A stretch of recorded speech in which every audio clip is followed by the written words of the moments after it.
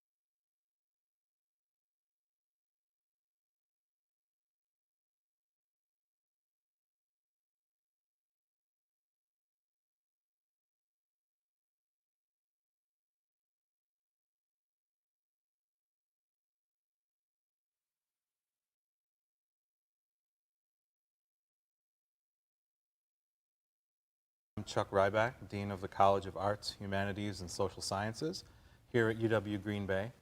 Thank you for tuning in to our second installment of No Reservations, a conversation series designed to provide a forum for sharing bold, challenging, and even radical ideas.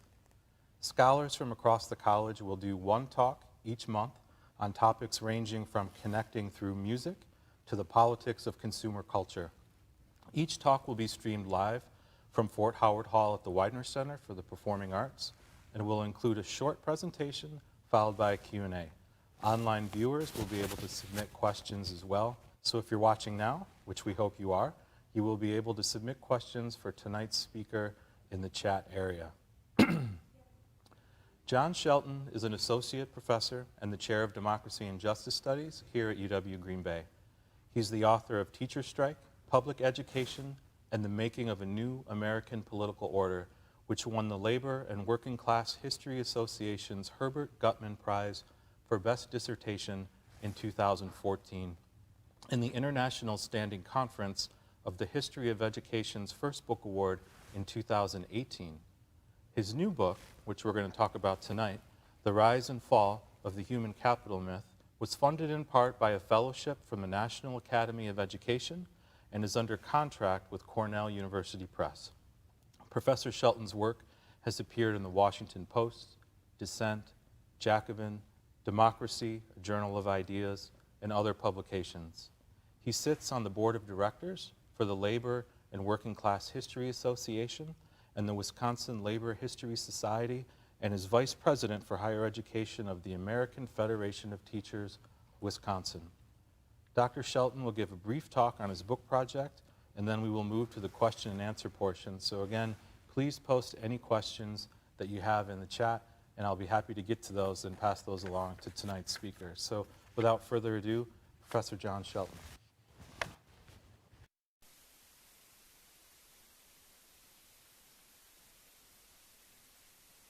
Thank you, Chuck, for that great intro. And thanks to Ryan Martin and the College of Arts, Humanities, and Social Sciences for organizing this series. And thanks to everybody who's watching this tonight. I have to say, it's a little strange staring into the abyss of an empty room, but it's a lot better than staring into the abyss of my computer screen. So this is a lot of fun, and I'm glad you're joining us tonight. Tonight, I'm going to talk to you a little bit about the history of public education in the United States and why the way we think about education is central in understanding American politics today.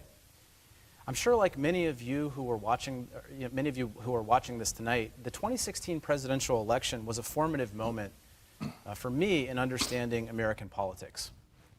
Now, no one thought Donald Trump could win the nomination, much less beat Hillary Clinton, but clearly in retrospect, Trump's election signified that really big changes were underway in our political system.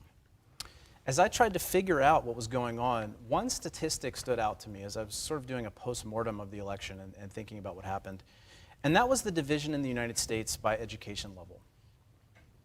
As you can see here, almost half of Clinton's voters in 2016 were college graduates, while 71% of Trump voters lacked college degrees. And you can see here, that non-voters were disproportionately lower income. Clearly, these numbers were also highly racialized. Even though non-whites without college degrees voted for Clinton if they cast a ballot, turnout among non-whites, particularly in upper Midwest states like Wisconsin, was much lower than in 2012. So what really seemed obvious to me and something I wanted to explore, when you look at the pretty shocking rejection of Clinton by so many Americans without college degrees, either by not voting or voting for Trump, is that we needed to pay attention. I wanted to pay attention to this idea of education as a critical lens through which to view this problem. So here's my argument. For most of American history, public education has been just one piece of a broader vision, which in the book I call social democracy. I'm not the person to come up with that term, but I like that term as an analytical term. To use government to help Americans gain greater rights, cultivate citizenship, and pursue happiness. Now, of course, that vision has always excluded a lot of people in American history, in particular African Americans for much of our history. And a central problem in American history has been the activism of those groups to be included in that social democratic promise.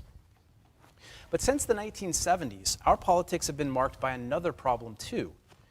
Beginning in that decade, American politicians, led primarily by some Democrats, began to reduce education to little more than a commodity, through which to compete for a diminishing number of economic opportunities.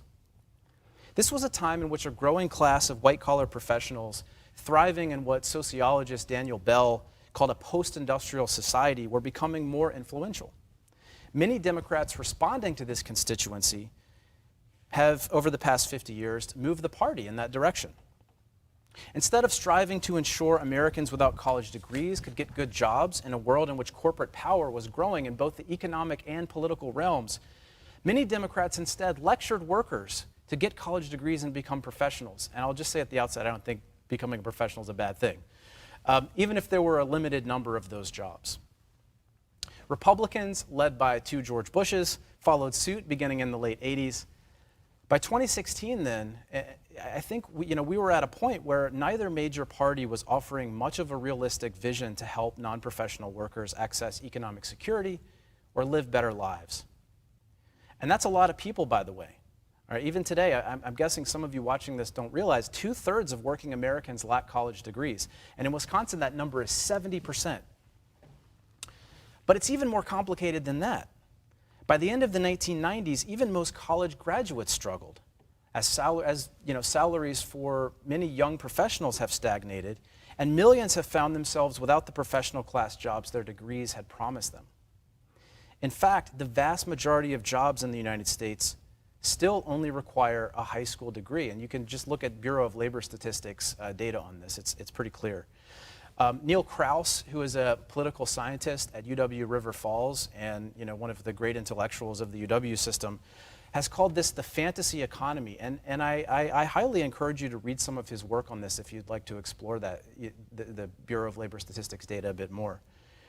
Now, it's true on average that a college degree helps you to get a better job, but if you look closer at the data around salaries for even most professional class workers, people with college degrees since the 1970s, it's really only the upper end of a few elite professions, things like finance and legal professions, that are driving up average salaries. For most college graduates, the economy has not been working for them for some time. In other words, more education, at least by itself, is not going to save us. And yet our political assumptions, at least up until very recently, have been built on the idea that it can.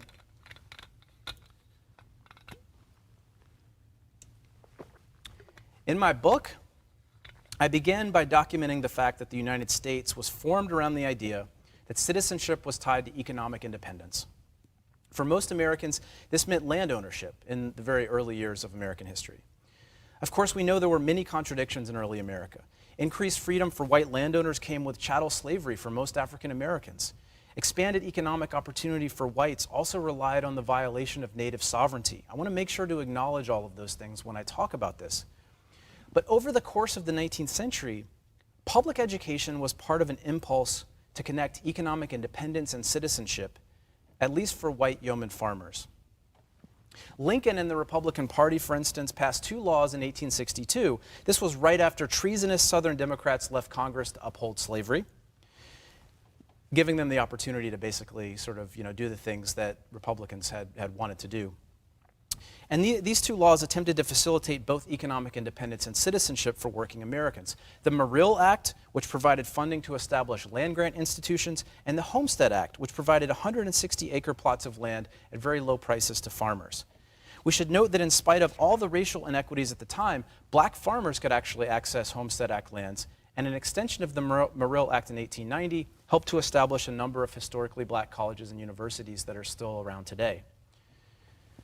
Now, from the 1870s to the 1930s, as it became clear most Americans would have to sell their labor each day to survive, working people largely stopped demanding economic independence and instead something called economic security, mostly through collective bargaining, but also through government interventions like workers' compensation laws. And some of you watching this probably know Wisconsin was the first state to pass a workers' compensation law in 1911. The New Deal represented a very important culmination of the aspiration for broad economic security, creating jobs for the unemployed through the Works Progress Administration, ensuring labor rights through the Weidner Act, and establishing programs like Social Security that are still with us today. In fact, you can really see the importance of economic security as an aspiration at this time if you take a look at FDR's Economic Bill of Rights, which he proposed in 1944 in his State of the Union address that year. And this was sort of the culmination of a decade of reforms and FDR's vision to push the United States even further. As you can see here, each of FDR's first 3 rights included a guarantee of a right connected to economic security. Actually, most of them did. And we don't get to education until we get to the very end of the list. That order was intentional. While Roosevelt clearly believed education was a necessary right, access to jobs came first, and education was not reducible to its role in facilitating a livelihood. For a brief moment,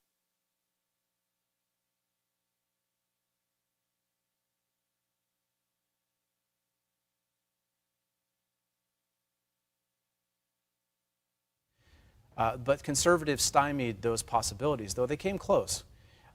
Both the right to a job and a universal health care program at the time had about 75% support in public polling. So what changed? Well, in the 1950s and 60s, the US economy became more complex and more jobs required greater skill. And as that happened, access to education became more closely tied to economic opportunity. Note that opportunity is different than security. Opportunity is not a guarantee, it's just a chance at accessing social goods. In short, more Americans began to connect education to getting jobs, which again, not a bad thing in and of itself. You can see this sort of growing tension in a Supreme Court decision that probably most people watching this are familiar with, the Brown versus Board of Education decision in 1954, which mandated desegregation of public schools. For the highlighted point here, what I want you to pay attention to is that there's this connection between public education to citizenship and also professional training. Even so, expanded education in the 1950s occurred as workers without college degrees also saw their wages and job security increase as workers negotiated strong collective bargaining relationships, for example. But in the 60s, as the nation grappled with the persistence of widespread poverty, much of it in the nation's cities and concentrated among African Americans and other minorities, the Lyndon Johnson administration made a choice to fight poverty primarily through education and job training, not through broader efforts to ensure everyone had jobs and union rights. Johnson in 1964 declared an unconditional war on poverty, but his administration largely sought to increase opportunity through education. Again, not a bad thing in and of itself, but the Elementary and Secondary Education Act and the Higher Education Act, two landmark laws passed in 1965, were explicitly premised on the notion that expanding access to education would reduce poverty rather than ensuring jobs existed with sufficient wages for everyone. So I've bolded a couple of quotations. These are from Johnson's two addresses he gave in 1964 and 1965. And if you look at the second one, Johnson says, poverty has many roots, but the taproot is ignorance. Another argument that could have been made at the time, maybe a more persuasive argument could have been, poverty has many roots, but the taproot is the lack of decent paying jobs for everyone who needs one. But policymakers in the 60s, like Johnson, believed a new set of assumptions about the labor market, in particular assumptions built around an idea called human capital, which stems from the work of neoclassical economists like Gary Becker, who pointed out that acquiring new capabilities through education would advance people's long-term productivity and in turn reward workers with higher wages. Thus, for this sort of train of thought, the best way to ensure broad prosperity was for Americans to invest as much as possible in education and training. Now, economists differed on who should pay for that training, and Becker, being a neoclassical economist, thought that mostly individuals should do it. But there's a whole school of thought in economics since that point, basically, where you have sort of more liberal economists arguing that this should be something that's broadly supported by the state. It's one of the big arguments that's made actually for public funding for the UW system. Now, Becker's argument clearly has some validity, but unfortunately, it distorts the labor relationship that actually exists under capitalism. In reality, capital is a tool, such as a machine or a piece of infrastructure used by a worker to produce something with market value. Those who own capital, like Jeff Bezos' Amazon, which owns the warehouses and sorting machines that distribute goods across the country, they reap most of the rewards, and they've reaped a lot of rewards this past year, passing on a set wage to workers who sell them their time. Raising wages is never as simple as adding new skills. As we see very stark pandemic, workers' pay is always related to the broader economy, the number of others willing to or able to sell the same skills, the political power of corporations to suppress labor markets by fighting unionization, as Amazon is currently doing, and racial and gender discrimination, which Becker referred to in his work as the tastes of employers.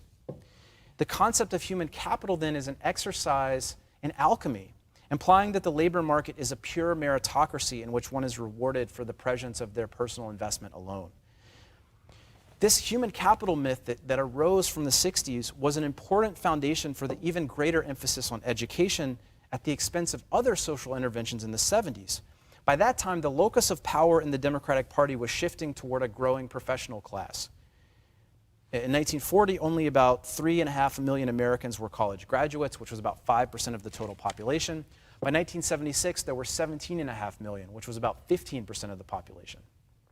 The number of white-collar workers increased by about 3% each year in the 70s, while the number of blue-collar workers decreased by about the same amount, in part because corporations began shifting production to areas where they could pay workers less money, like the Global South, for example.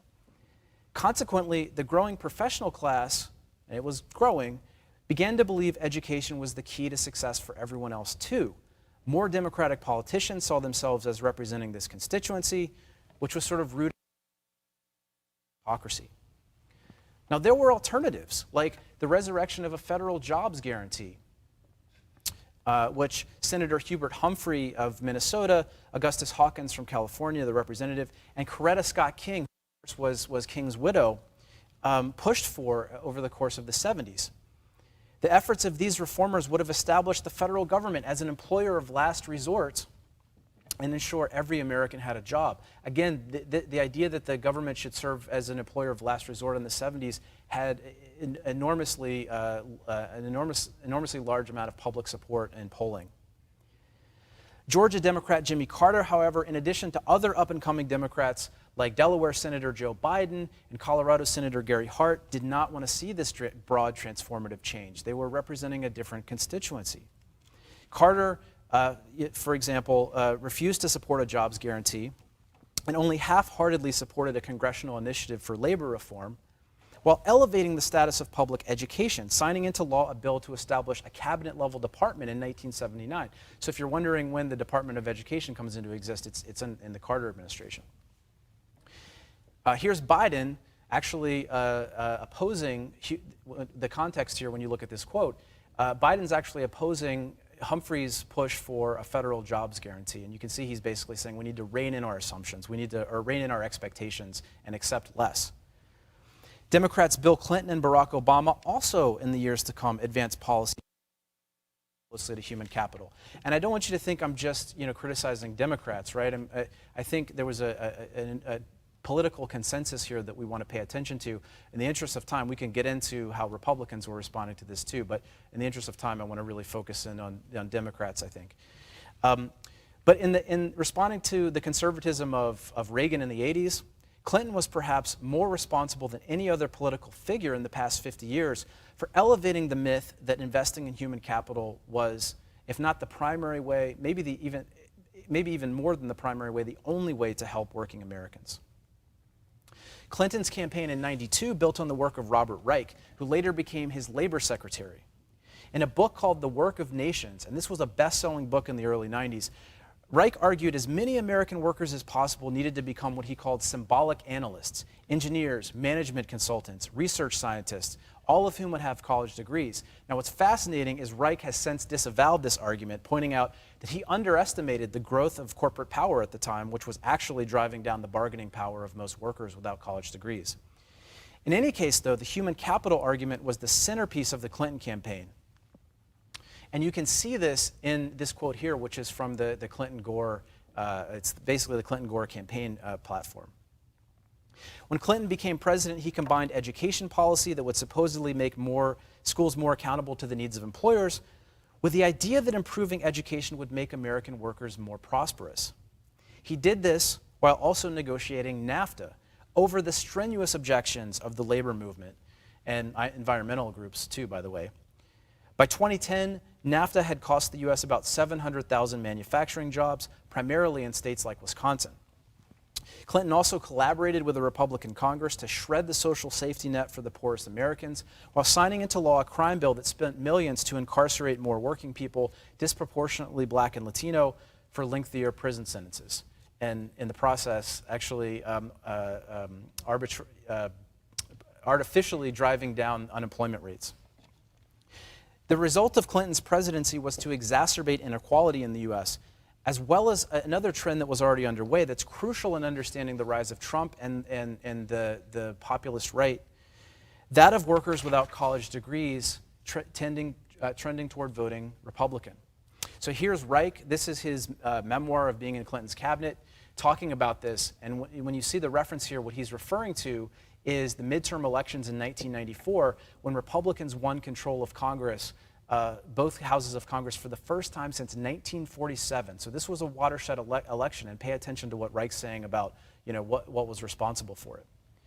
By 2000, even Republicans like George W. Bush had gotten in on the human capital myth, touting school accountability through No Child Left Behind as the way to provide Americans a shot at good jobs, while many manufacturing jobs continued to go elsewhere.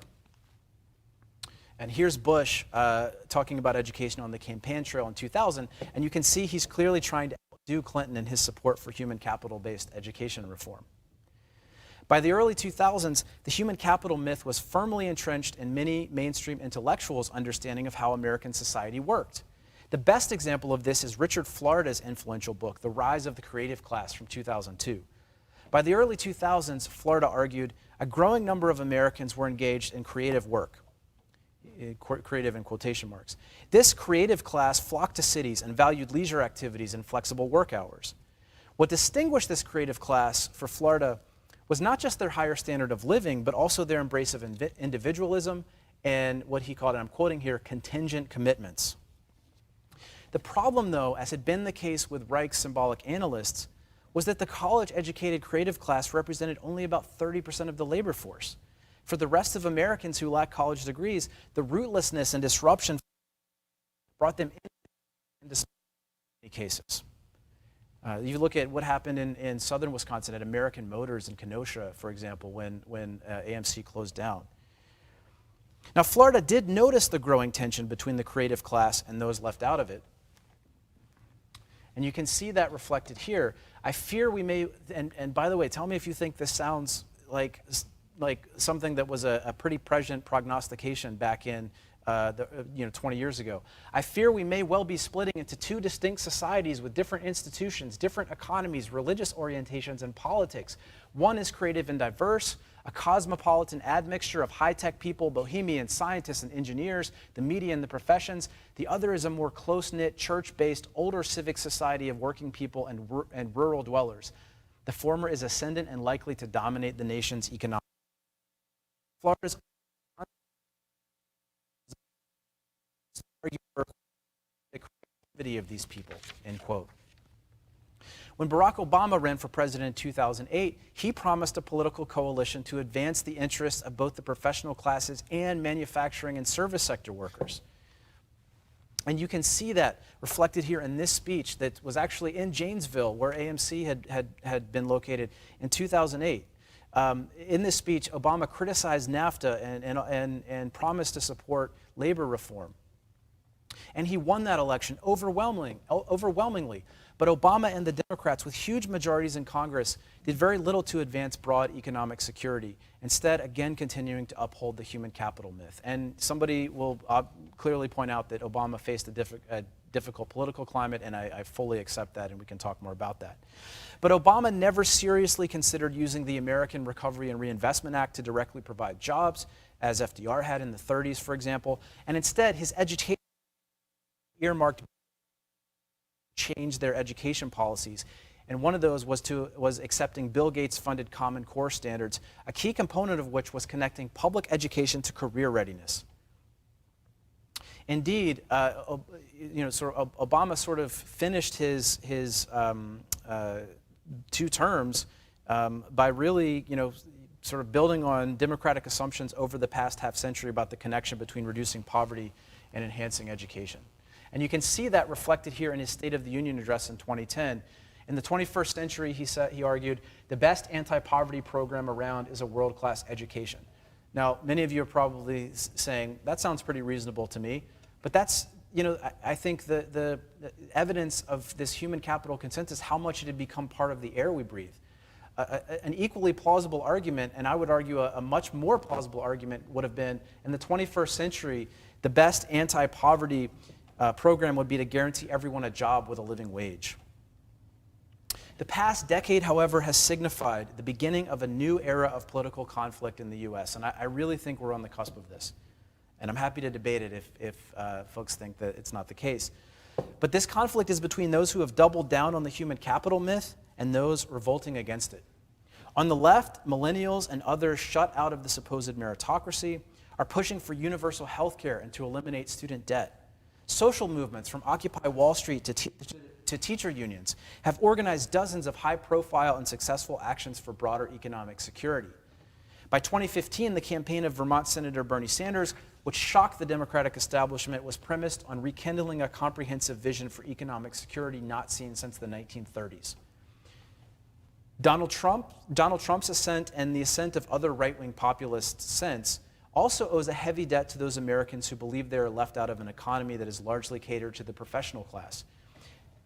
Note I said believe they're left out of this economy that has catered to the professional class.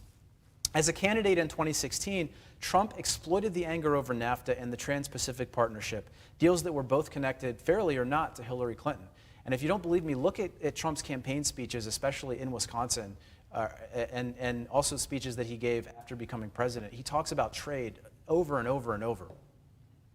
Here's Trump's campaign launch speech in 2015. Keep in mind that this is a speech in which he, at another point, called Mexican immigrants rapists. So I'd like us to read this speech critically. But in this quotation here, you can see that Trump spoke to a reality many Americans were facing. They'd been told about the improving American economy, but they knew that lower unemployment rates were not equating to higher wages or more job security. Trump promised to bring back jobs, and even though he didn't have any actual plan to do so other than just promising to harangue employers, for some Americans, those promises, even if unlikely to be true, were better than hearing the human capital myth again. Overall, Trump won somewhere in the range of 7 to 9 million Obama voters from 2012. Obama-Trump voters represented the margin that swung the election, particularly in the so-called blue wall states like Wisconsin. And many of these voters went for Trump because, just as they had bet on Obama, they saw Trump as more likely to restore the livelihoods of non-college educated workers. I know the Trump election is very complicated, but I'm specifically talking about that small group. Though more prominent Democrats have begun to advance a broader vision of economic security since 2016, the 2020 election numbers largely, in my view, don't show a massive realignment. In Wisconsin, for example, suburban professionals breaking for Biden represented the margin of victory, as many working-class whites voted for Trump and many working-class African Americans sat the election out.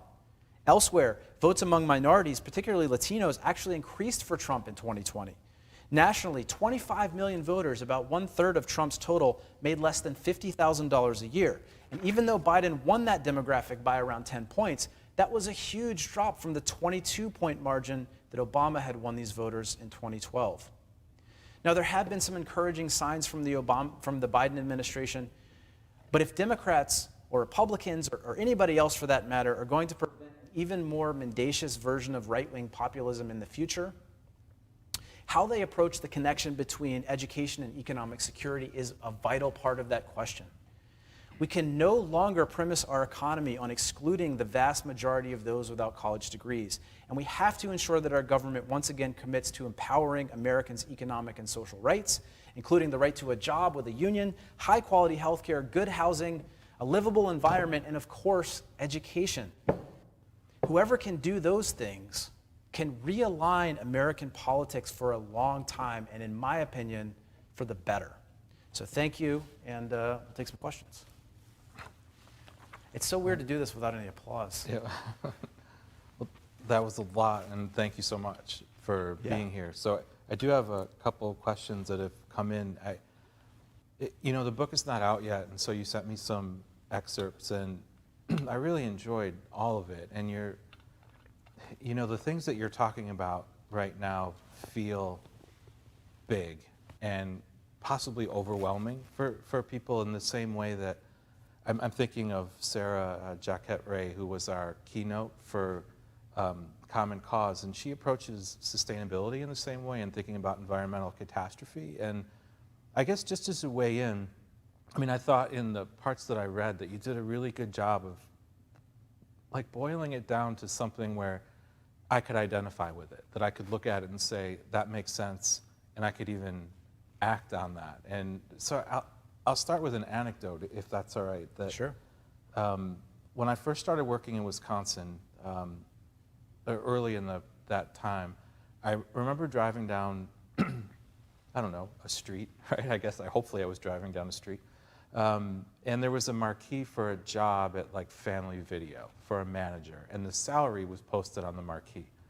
And the salary was higher than my salary at the time, you know, and I was self-righteously outraged. I can't believe this. Like, why did I go to school and that I was being ripped off? But if I read your framing right, that's me buying into the human capital myth. Is that right?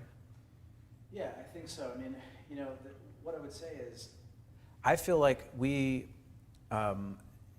as Wisconsinites and as Americans, have allowed ourselves to be divided based on this notion of education, right? That, I mean, actually, you hear this a lot, and this doesn't necessarily connect to the education anecdote that you just gave, but you hear this a lot when you hear conversations about the $15 minimum wage, for example, right?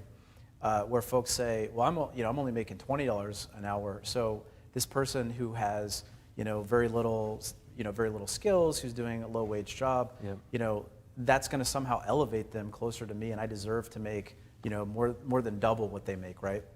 And so, I think what this sort of human capital myth has done has set Americans of all different levels of education and levels of training against each other, right? When what we should be doing is thinking about how can we set up a system that works for everybody, so everybody can do meaningful work, so everybody can be rewarded for that work, and so that somebody who has a PhD, right, can have their expertise acknowledged and celebrated in a way that doesn't necessarily set them up, or that doesn't set them apart from people who are managing Family Video, right? I mean, it sounds in some ways like it sounds similar to how we're talking about student debt, that we can't forgive student debt because I've already paid, how dare you? So, one of the points that you bring up, it's impossible, it seems, to talk about this without talking about politics. And one of the things that you highlight in the chapters that you sent me was that our current partisan divide and lens is actually really harmful in us trying to deal with this. Can you talk a little bit more about that? Yeah, sure. So, we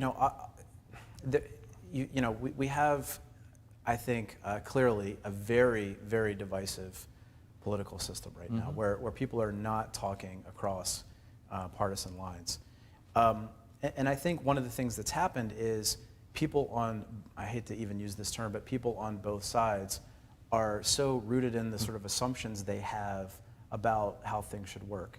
And as the Democratic Party as more Democrats have, or the Democratic Party has, more so, sort of reflected the needs and wants of this professional class, right?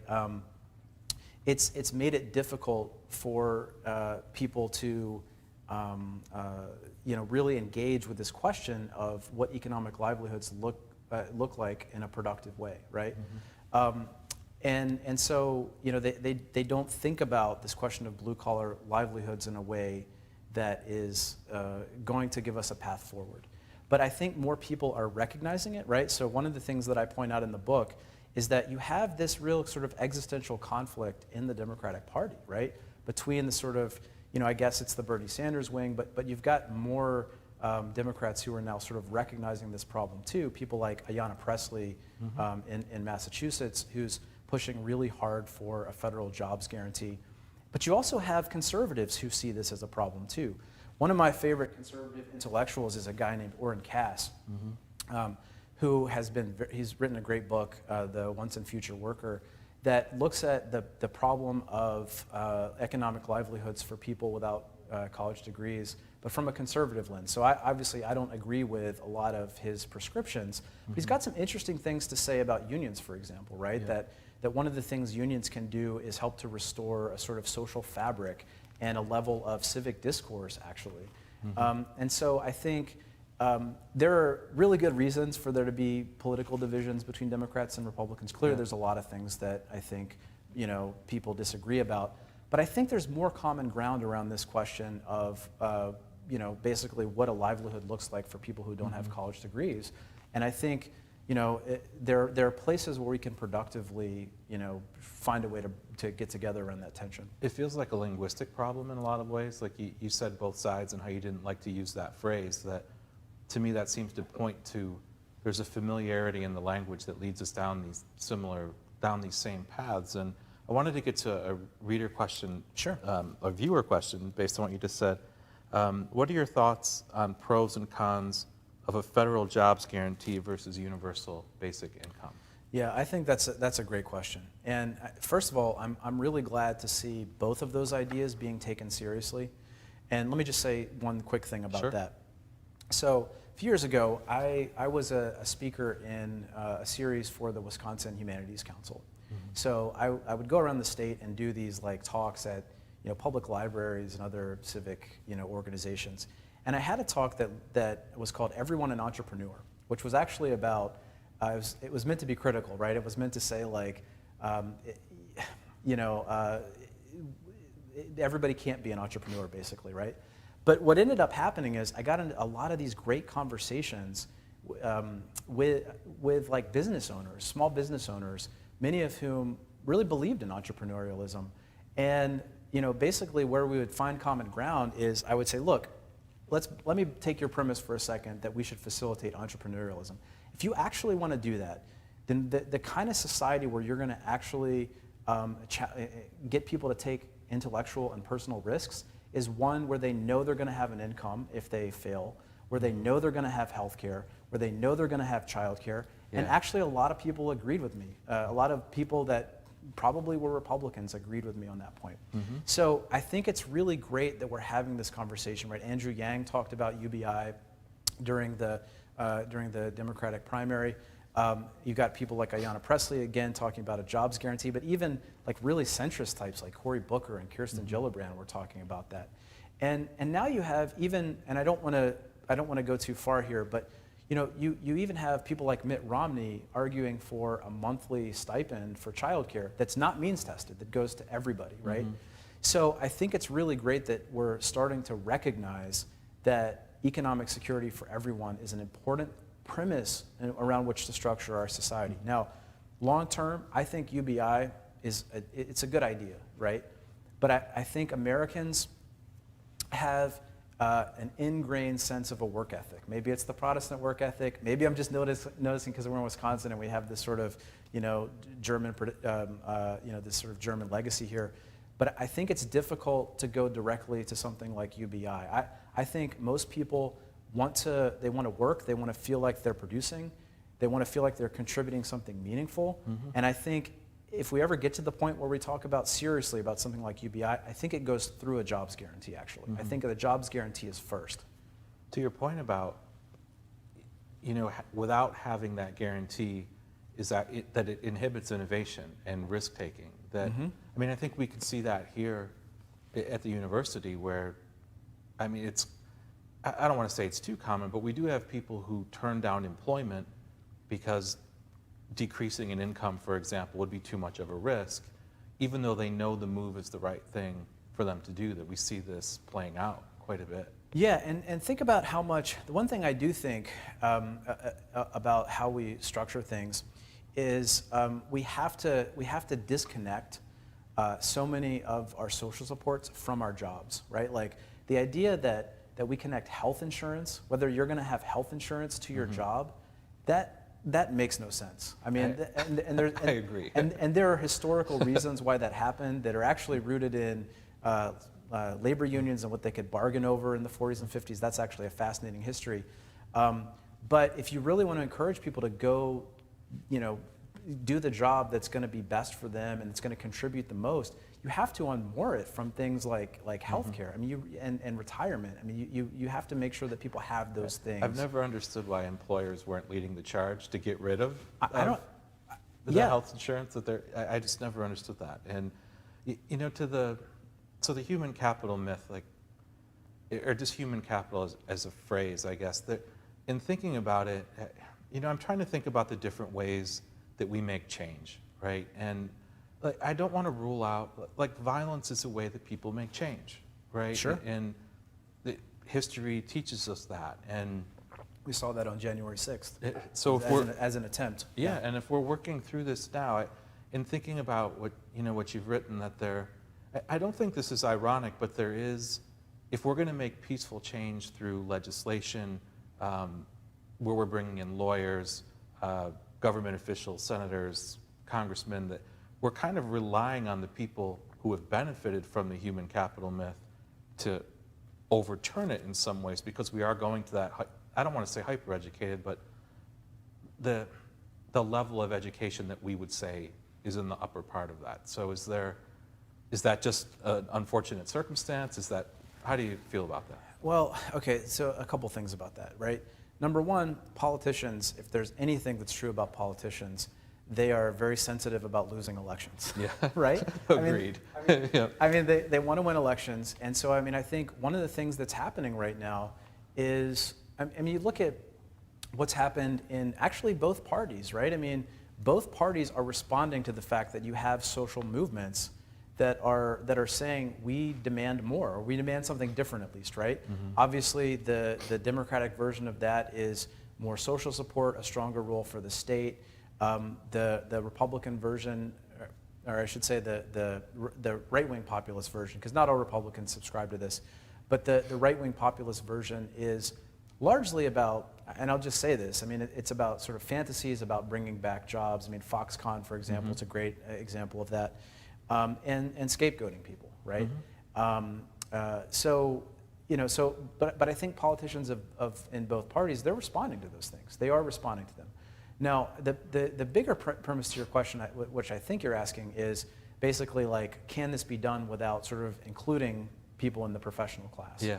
And the answer to that is no. I mean, I think you know, people in the professional class are going to have to be a part of this change, and actually, most of them have a reason to, because to your point about, you know, your salary when you came to this state, Yep. most professional class people have actually seen less job security, downward pressure on their wages, more attempts to you know, tailorize and routinize their work, you know, so they should much more stress. I mean, even people working at you know, people who have been able to work at home, non-essential workers, for example, I guess in the discourse, have been you know, obviously safer from COVID, but they've been extremely stressed because they've had to work almost around the clock, and there's been very little separation between home and work life. I'm sure you can appreciate that. Yeah. You know, so there's lots of good reasons for those folks to be involved in changing things. And one of my frustrations with the left, I will say, you know, there's this whole discourse around the idea of the professional managerial class, which I get into in the book a little bit. So Barbara and John Ehrenreich, these sociologists, write about the professional managerial class back in the 70s, and it's become a way for a lot of leftists now to sort of like write off, you know, people who are in professional positions and sort of say like, we need to build something without them there. But the reality is you can't. You have to figure out a way, I think, to build a movement that includes both professional class workers and non-professional workers. I mean, is it fair to say that, you know, when I think about how you laid out the human capital myth and sort of the promise that goes into that you're promised something, and I think you've pointed to this, and even when you were talking earlier about younger generations being really frustrated because they're seeing that the promise is not there. And is it fair to say that what we end up doing is we end up trying to hold the worker or the learner accountable, but there's zero accountability on the industry side? Yeah, 100%. Okay. Yeah. And I'll tell you, you know, Chuck, one of the reasons that I decided to write this book was actually because of conversations I was having with students, right? You know, you know this, you know, many of us on this campus feel a responsibility for our students, right? To help them get jobs. And I've helped a number of students get a lot of jobs. But, you know, they don't all get good jobs right out of college.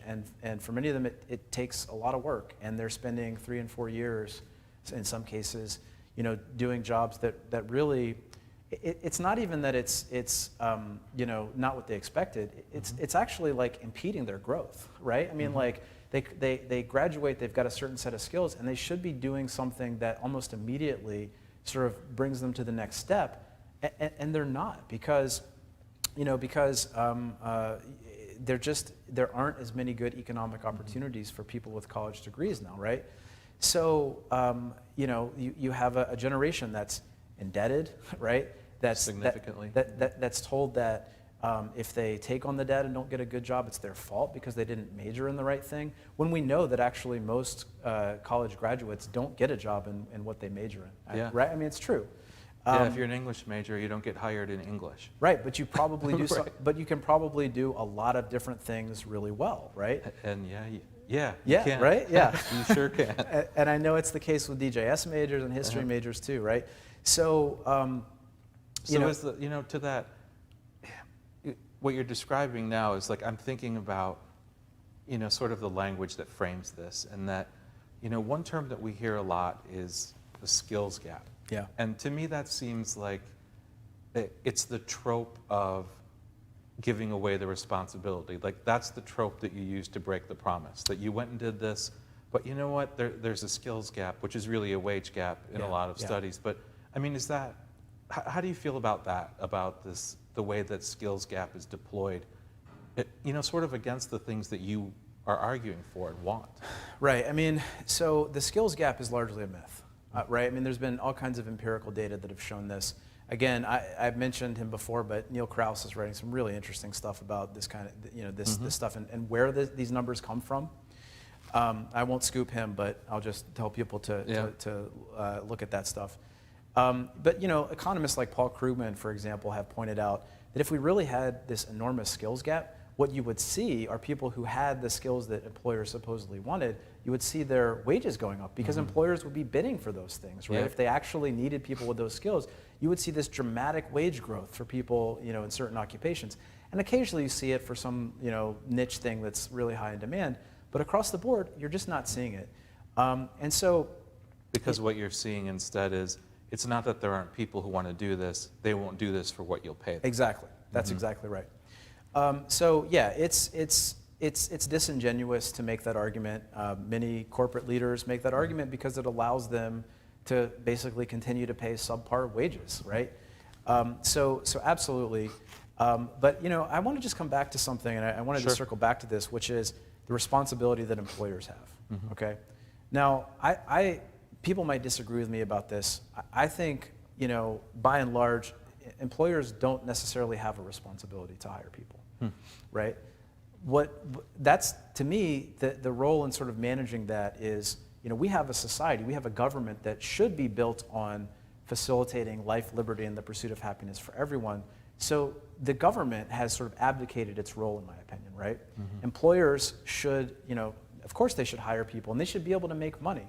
But the government should play a role in stepping in and making sure that everyone's sort of basic needs and capabilities are taken care of. So the whole idea of a jobs guarantee, right? This goes back to the 40s when Robert Weidner and others were thinking about. He's a senator from New York. Were thinking about what this would look like. Basically said, if the private sector doesn't provide enough jobs, government will step in and fill in the gaps, right? And that's how people thought about jobs guarantees up through the 70s. That's what Coretta Scott King said. This is Martin's legacy in the 70s when she was fighting to get that passed. I think where I'd split hairs there a little bit is, if that were to happen, that the corporations shouldn't be doing that, is then they also shouldn't be advocating what people should be getting educated for. Yeah. That they're, and we could point to lots of corporate push behind, this is what you should go to school for, this is what your degree is. And I wanted to get to a question that came in, and I think we're circling around this point right now too, because it's hard to, this is a good question because it's hard to avoid this. To what extent do you think issues of classism or elitism play in the perpetuation of the human capital myth? Yeah, so that is a fantastic question. And, I think one of the things that would have come out if I could have read the whole book aloud, right, is that, that idea of cultural, I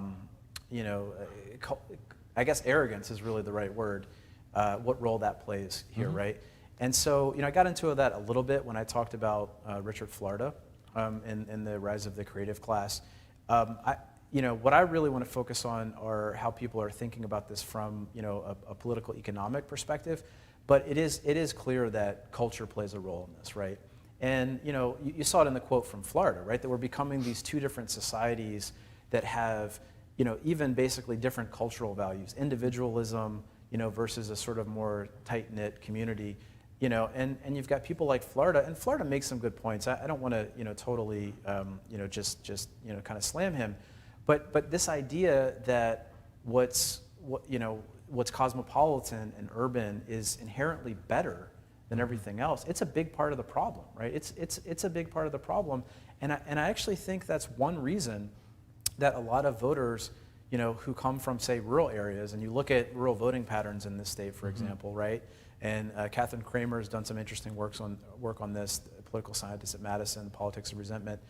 They won't even entertain the idea of voting for Democrats because they feel like there has been some time when, somebody with more education than them has slighted them in some way, whether it's intentional or not. And I think, it's probably not a surprise to anybody here that I'm on the left, right?